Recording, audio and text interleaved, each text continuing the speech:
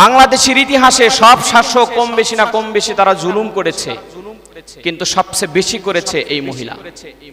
সবচেয়ে বেশি যে ভুলটা তার হয়েছে সেটা হচ্ছে আলেমদেরকে দরপাকড়, ইসলামের উপরে আঘাত হেনেছে। কোন কমকে, কোন জাতিকে আল্লাহ তাআলা ততক্ষণ পর্যন্ত ধ্বংস করে নাই যতক্ষণ পর্যন্ত তারা নবীর উপরে আঘাত করা শুরু করে নাই।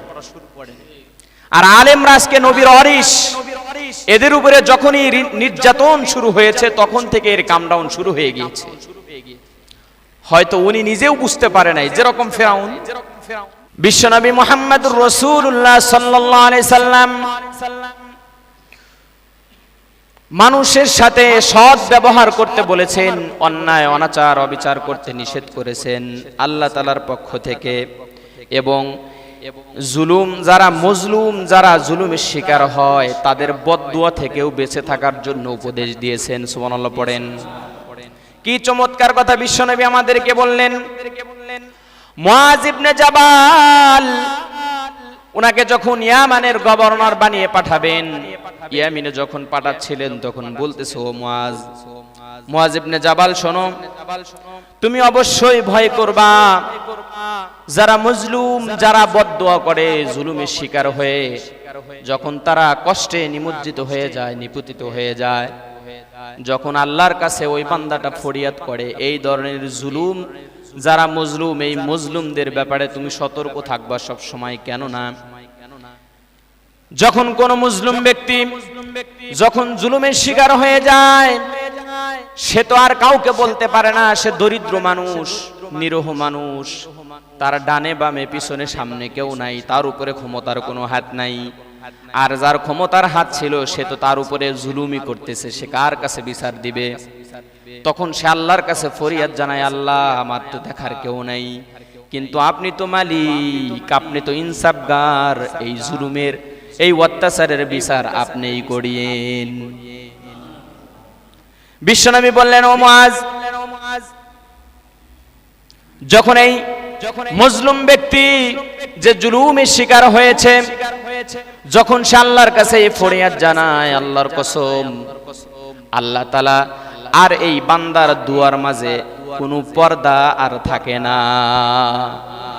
অর্থাৎ কোন মজলুম ব্যক্তি যখন দোয়া করে, এই দোয়াটা সঙ্গে সঙ্গে কবুল করে নেন তিনি কে?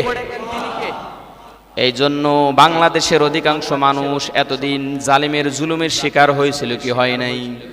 নাশহাদু আল্লা ইলাহা ইল্লাল্লাহু ওয়াহদাহু লা শারীকা লাহু ওয়াল্লাযী লা দিদ্দা লাহু ওয়া লা নিদ্দা লাহু لا مثل له ولا مثيل له لا وجير له ولا كفيل له لا شبه له ولا شبيه له لا ولد له ولا والد له وهو الواحد الفرد الصمد لم يلد ولم يولد ولم يكن له كفوا أحد ونشهد أن سيدنا ونبينا ونذيرنا وبشيرنا وطبيبنا وطبيب أرواحنا وحبيبنا وحبيب ربنا محمدا عبد الله ورسوله أما بعد فأعوذ بالله من الشيطان الرجيم إن الله لا يظلم الناس شيئا ولكن الناس أنفسهم يظلمون عن النبي صلى الله عليه وسلم بعث معاذ إلى اليمن فقال اتقي دعوة المظلوم فإنها ليس بينها وبين الله حجاب. وقال تعالى إن الله وملائكته يصلون على النبي يا أيها الذين آمنوا صلوا عليه وسلموا تسليما. আমার সাথে সকলেই দরুদ পড়ি। اللهم صل على محمد وعلى آل محمد كما صليت على إبراهيم وعلى آل إبراهيم إنك حميد مجيد. اللهم بارك على محمد وعلى آل محمد كما باركت على إبراهيم وعلى آل إبراهيم إنك حميد مجيد. সমস্ত প্রশংসা কার জন্যে? সর্বভৌম ক্ষমতার মালিককে। সেই আল্লাহ সুবহানাহু ওয়া তাআলার আলিশান দরবারে আমরা শুকরিয়া জ্ঞাপন করছি যে আল্লাহ সুবহানাহু ওয়া তাআলা আমাদেরকে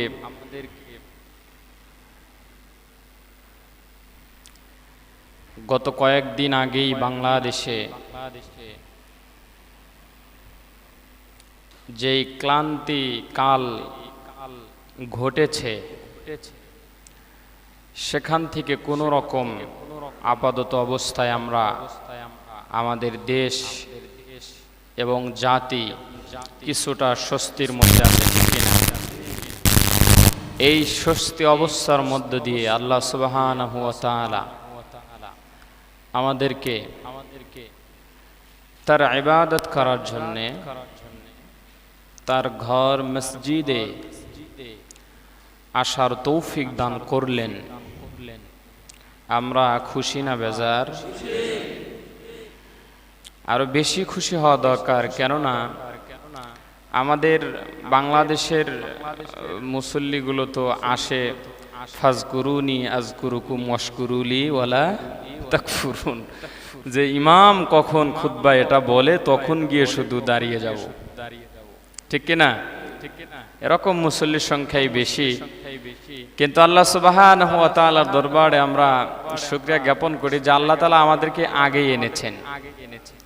এজন্য আমরা সকলেই জোরে পড়ি আলহামদুলিল্লাহ।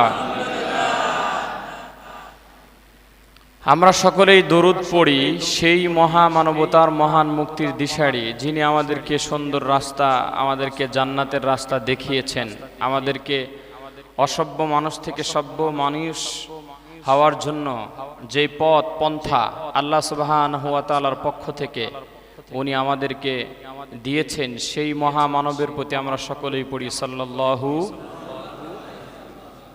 সম্মানিত হাজিরিন, গত জুমার টপিক অনুযায়ী আজকের আমার জুমার আলোচনা করার বিষয় ছিল তওবা, ঠিক কিনা? মনে আছে আপনাদের? কিন্তু আসলে আমি দুঃখ প্রকাশ করতেছি যে আমি আজকে তওবা সম্পর্কে আলোচনা করতে পারছি না। কেননা আমার এই দেশ থেকে আমারই ভাই, আমার বোন, তারা শহীদ হয়েছে, তারা জুলুমের শিকার হয়েছে, তাদেরকে অন্যায়ভাবে হত্যা করা হয়েছে। এদের ব্যাপারে যদি এই জাতিকে কিছু না বলা যায়, এটা একজন আলেম হিসাবে, আলেম তো দূরে থাক, একজন মানুষ হিসাবে আমার বিবেককে আমি সান্ত্বনা দিতে পারবো না।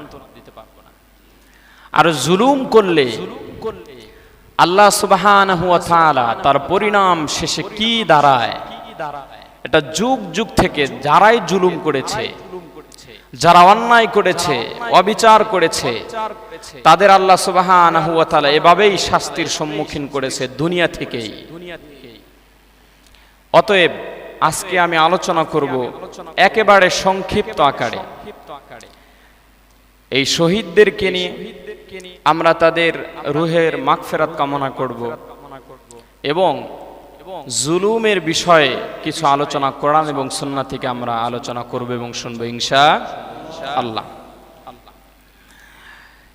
সৃষ্টির শুরু লগ্ন থেকে আল্লাহ সুবহানাহু ওয়া তাআলার কিছু নীতিমালা নির্ধারণ করে দিয়েছেন এবং আল্লাহ সুবহানাহু ওয়া তাআলারও কিছু নীতিমালা রয়েছে। আল্লাহ সুবহানাহু ওয়া তাআলা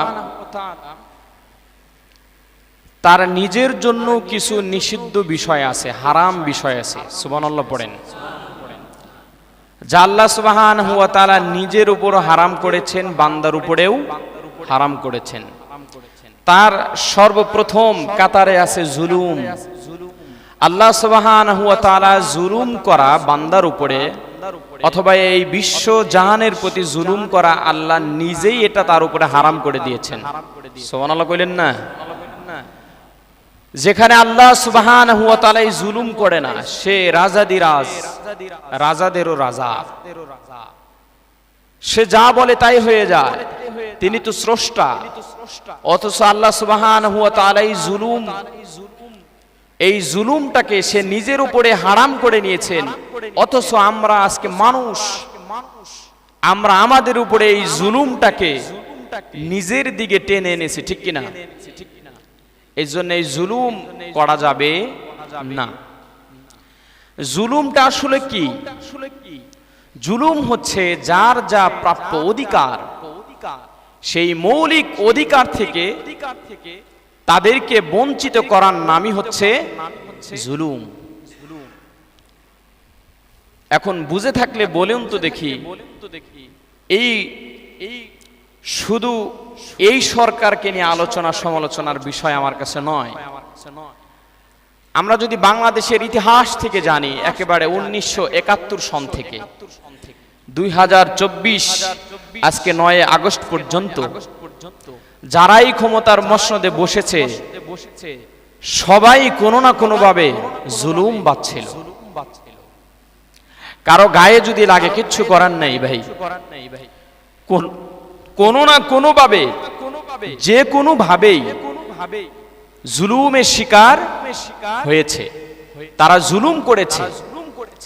এখান থেকে যদি সরে যান, একেবারে আদম থেকে নিয়ে আজ অব্দি পর্যন্ত যতগুলো মানুষ এসেছে, এদের মধ্যেও কিছু না কিছু মানুষ তারা জুলুম নিপীড়ন করেছে। সর্বপ্রথম যদি আপনি দেখতে থাকেন, জুলুম করেছে কাবিল। কে জুলুম করেছে ভাই? কাবিল। কাবিল কি আখেরাতে শাস্তি পেয়েছে নাকি দুনিয়ার থেকে শাস্তি পাওয়া শুরু করেছে? আরো জোরে বলেন। দুনিয়ার থেকেই শুরু হয়েছে। যারা জুলুমবাজ, যারা জুলুম করবে, অন্যায় করবে, অত্যাচার করবে, এদেরকে আল্লাহ সুবহানাহু ওয়া তাআলা আখিরাতে সাজা তো রয়ে গিয়েছে, কিন্তু দুনিয়ার থেকে এর নমুনা তাদেরকে আল্লাহ সুবহানাহু ওয়া তাআলা দেখাতে শুরু করেন। আমরা ফেরাউনের যেই শাস্তি দুনিয়াতে আমরা দেখি নাই, নমরুদের শাস্তি আমরা দেখি নাই, কারুনের শাস্তি আমরা দেখি নাই, কাবিলের শাস্তি আমরা দেখি নাই, কিন্তু 2024 সনে আমরা আমাদের সাবেক প্রধানমন্ত্রী এবং তার দলবলের শাস্তি আমরা সচক্ষে দেখলাম। এটা আসলে জুলুমের কারণে সেই শাস্তির সম্মুখীন হয়েছে। আল্লাহ সুবহানাহু ওয়া তাআলা কার উপরে জুলুম করে না। রব্বুল আলামিন পবিত্র কোরআন আল কারীমে বলেন, ওয়ামাল্লাহু ইউরিদু যুলমান লিল আলামিন। আল্লাহু আকবার পড়েন। কি চমৎকার কথা! আল্লাহ তাআলা বলছেন, ও গোলামেরা শোনো, আমি আল্লাহ কখনোই বিশ্ব জাহানের প্রতি জুলুম করি না, অন্যায় করি না। আল্লাহ তাআলা বলছেন, কে বলছেন? আল্লাহ বলছেন শুধু তো মানুষ দূরের কথা, এই বিশ্বজাহানে যা কিছু আছে এর উপরে কখনোই আল্লাহ তাআলা জুলুম করে না।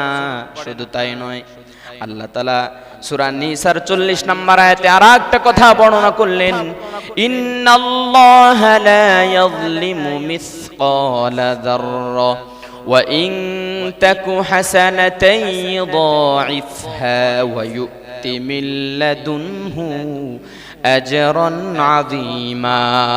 আল্লাহু আকবার পড়েন।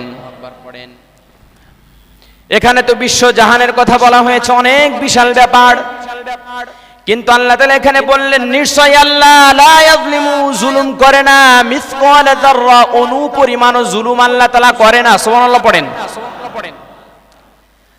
ওয়া ইন তাকু হাসানাতান ইউদাইফহা ওয়া ইউতি মিন লাদুনহু আজরান আযীমা, কিন্তু কেউ যদি ভালো কাজ করে, পুণ্যের কাজ করে, আল্লাহ তাআলা সেটাকে বহু গুণে বৃদ্ধি করে দেন। ওয়া ইউতিহি আজরান আযীমা ওয়া ইউতি মিন লাদুনহু আজরান আযীমা। আল্লাহ তাআলা বলতেছেন এ ব্যাপারে সে নিজেই তাদেরকে মহা পুরস্কার দান করে থাকেন যারা পুণ্যের কাজ করে। এখন বলেন তো দেখি, জুলুম কি করা যাবে? আল্লাহ নিজেই জুলুম করে না, উনি তো স্রষ্টা, উনার জুলুম করার ক্ষমতা আছে না নাই? কিন্তু আল্লাহ তাআলা উনি আগেই তার নিজের উপরে এটা হারাম করে নিয়েছেন। আল্লাহ তাআলা কখনোই মানুষের উপরে জুলুম করে না, বিশ্বজাহানের প্রতিও জুলুম করে না, কিন্তু আমরা মানুষ, একজন অতি দুর্বল ক্ষুদ্র মানুষ হয়ে অপর মানুষের প্রতি জুলুম করি কি করি না? আল্লাহ তাআলা আরেক জায়গায় বললেন, এবার মানুষের ব্যাপারে বললেন, ইন্নাল্লাহা লা ইয়াযলিমুন নাসা শাইআ ওয়ালাকিন্নান নাসা আনফুসাহুম ইয়াযলিমুন। আল্লাহু আকবার পড়েন। আল্লাহ তাআলা কোন মানুষের উপরেই জুলুম করে না। সুবহানাল্লাহ করেন না। ওয়ালাকিন্নান নাস, মানুষ নিজেরাই, আনফুসাহুম, নিজেদের প্রতি, ইয়াযলিমুন, জুলুম করে বসে।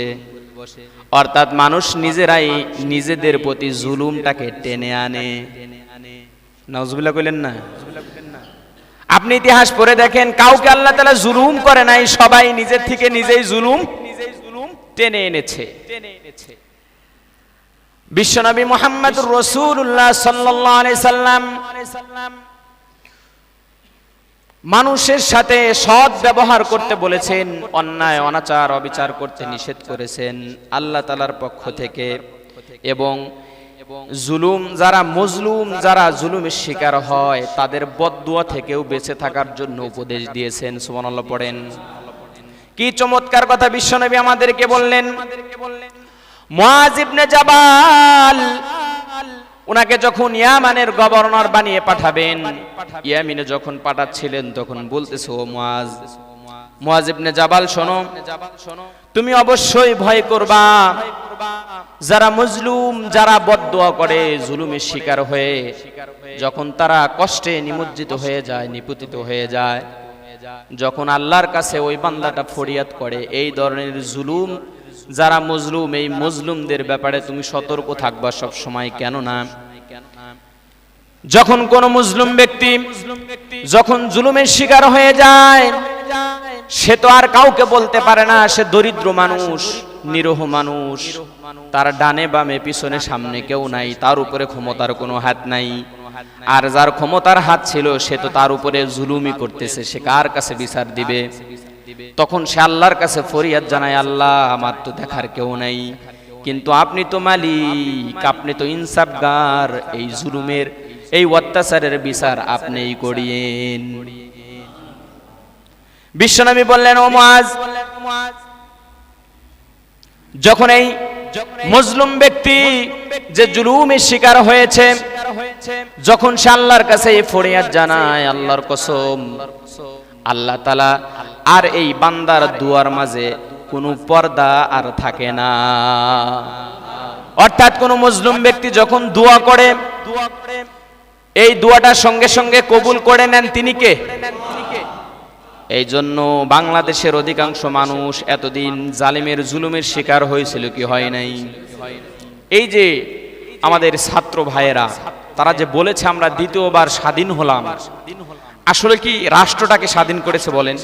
না, রাষ্ট্র তো ৭১ সনে স্বাধীন হয়েছে, কিন্তু আমরা যেই জুলুমের শিকার হয়ে আমাদের বাক স্বাধীনতা ছিল না, আমাদের চলার স্বাধীনতা ছিল না, আমাদের কোনো কিছু করার স্বাধীনতা ছিল না। আল্লাহর জমিনে আল্লাহর কোরআনের মাহফিল হবে, সেখানেও এই মহাপণ্ডিতদের অনুমতি ছাড়া মাহফিল করা যাইত না, ঠিক কিনা বলেন? কিন্তু আজকে আর এই কোরআনের মাহফিল, এই কোরআনের কথা, আল্লাহর কথা, ইসলামের ঝান্ডা, এগুলো তুলতে আর কখনো কারো অনুমতি লাগবে না। এই যে স্বাধীনতা পেয়েছে, এখন দেখেন মানুষগুলো খোলস থেকে বের হয়ে আসতেছে, পুলিশগুলো তাদের কর্মবিরতি দিয়ে দিয়েছে যে আমাদেরকে ব্যবহার করা হয়েছে, আমরা কোন দিকে যাব? আমাদেরকে দিয়ে নিরীহ মানুষদেরকে গুলি করা হয়েছে তাদের নিজেদের স্বার্থ হাসিল করার জন্য। এই যে আজকে তাদেরও বাক স্বাধীনতা এসেছে, আমরাও বলতে পারতেছি। একজন রিকশাওয়ালা, ভ্যানওয়ালা, নিম্নবিত্ত মানুষ, তারাও আজকে কথা বলতেছে, ঠিক কিনা বলেন? কিন্তু এতদিন এই যে আমাদের স্বাধীনতা খর্ব করে রেখেছিল, যদিও দেশটা স্বাধীন হয়েছিল, কিন্তু স্বাধীনভাবে কেউ কথা বলতে পারে না। কিন্তু দেখেন কি মিল একটা বিষয় আমি মনে করিয়ে দিই, আপনারা অনেক আলেমদের মুখ থেকে শুনেছেন, আল্লাহ তাআলা ছাড় দেয় কিন্তু ছাড়ে না। দেখেন নমরুদকে আল্লাহ সুবহানাহু ওয়া তাআলা অনেক হায়াত দিয়েছিলেন এবং বাদশাহী দান করেছিলেন। উনি তো নবীর সাথে তো খারাপ ব্যবহার করলেনই, শেষমেশ আল্লাহর সাথেও যুদ্ধ ঘোষণা করছে। আরে ভাই, একটা জিনিস বোঝেন যে যুদ্ধ বলতে আসলে কি তরবারি নিয়ে আল্লাহর সাথে যুদ্ধ করা যাবে? আল্লাহর সাথে যুদ্ধ করার অনেক বিষয় আছে। আল্লাহর হুকুম না মানাই তো আল্লাহর বিরুদ্ধে যাওয়া, আর একজনের বিরুদ্ধে যাওয়া মানেই তো যুদ্ধ ঘোষণা করা। কিন্তু নমরুদ আবার সরাসরি গেছে, তীর মেরে ফেলাবে আল্লাহকে, নাউজুবিল্লাহ পড়েন। আল্লাহ তাআলা বিশাল বাহিনী প্রেরণ করে নাই, ফিরিস্তাও পাঠায় নাই। আমাদেরকে যে ছোট্ট ছোট্ট মশা কামড়ায় না ভাই, এর চাইতেও দুর্বল মশা, মানে আমার দুটো পা আছে, আর একজনের একটা পা আছে, আমি বেশি সবল নাকি ও বেশি সবল বলেন তো দেখি? আমার সাথে সে পারবে? এই একটা ল্যাংড়া মশা দিয়ে আল্লাহ তাআলা তাকে দুনিয়া থেকে বিদায় করে দিয়েছেন। সুবহানাল্লাহ কইলেন না? এবার আসেন, সুযোগ থাকে মানুষের। 2009 সাল, তখন আমি হিফজখানায় পড়ি, আমি ছোট মানুষ, তখন আমার রাজনৈতিক বিষয়, দেশের বিষয় জ্ঞান হয় না, কিন্তু এখন তো শুনি বা পড়ে দেখি, সেখান থেকে নিপীড়ন শুরু হয়েছে। আলেমদেরকে সবচেয়ে বেশি যে ভুলটা তার হয়েছে সেটা হচ্ছে আলেমদেরকে দরপাকড়, ইসলামের উপরে আঘাত ফেলেছে। কোন কমকে, কোন জাতিকে আল্লাহ তাআলা ততক্ষণ পর্যন্ত ধ্বংস করে নাই যতক্ষণ পর্যন্ত তারা নবীর উপরে আঘাত করা শুরু করে নাই। আর আলেমরা আজকে নবীর ওয়ারিস, এদের উপরে যখনই নির্যাতন শুরু হয়েছে তখন থেকে এর কামডাউন শুরু হয়ে গিয়েছে। হয়তো উনি নিজেও বুঝতে পারে নাই, যেরকম ফেরাউন, সে মনে করেছিল তার বাবার রাস্তা বানিয়ে দিয়েছে সামনে 12টা রাস্তা।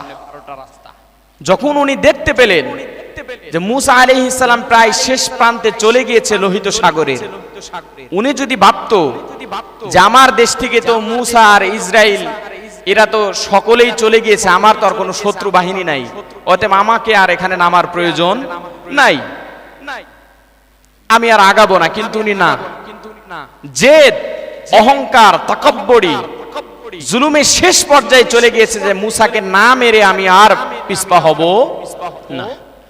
উনি আগ বাড়িয়ে এই জলের রাস্তা, যেখানে আল্লাহ তাআলা রাস্তা করে দিয়েছেন মুমিনদের জন্য, সেই রাস্তার মধ্যে উনি নেমে পড়লেন।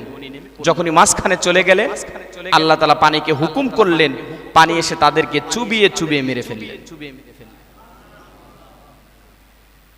আরেকটা বিষয় ভালো করে খেয়াল করুন, ইসলামের ইতিহাসে সর্বপ্রথম যুদ্ধ বদরের প্রান্তে। তখন আবু জেহেল কাবাগরের গিলাফ ধরে একটা কথা ভালো করে মুমিন মুসলমানেরা শোনেন, যারাই কাবাঘরে যাবেন, কাবাঘরে গিলাফ ধরে দোয়া করলে আল্লাহ সুবহানাহু ওয়া তাআলা কারো দোয়াই ফেরত দেয় না। আবু জেহেল মশাই উনি ওনার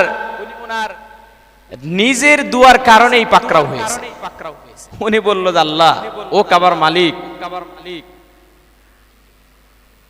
আমি আজকে আব্দুল্লাহর বেটা মুহাম্মদের সাথে যুদ্ধ করার জন্য যাচ্ছি। ওনারা নিজেদেরকে হক মনে করেছিল আর মুহাম্মদ সাল্লাল্লাহু আলাইহি সাল্লামকে বাতিল মনে করেছিল।